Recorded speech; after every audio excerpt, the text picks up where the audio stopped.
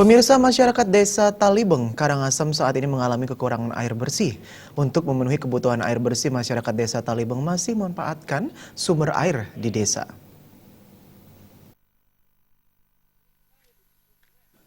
Masyarakat desa Talibeng saat ini mengalami kekurangan air bersih.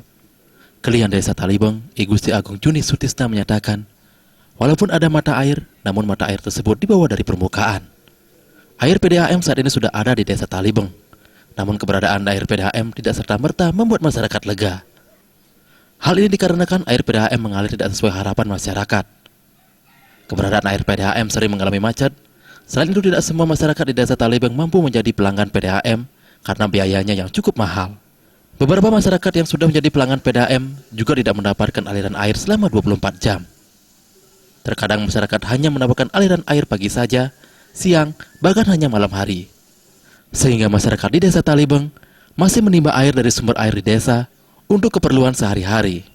Yang selama ini yang ada di desa Talibeng ada, tetapi tidak bisa memenuhi harapan yang ada di masyarakat Talibeng pada secara umum, khususnya di desa dalam Talibeng saja airnya tidak sempurna sesuai dengan harapan, yaitu masih bergilir.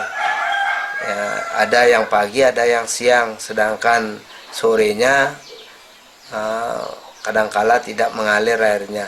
Nah, inilah suatu bukti bahwasanya air bersih di desa Talibeng itu tersendat.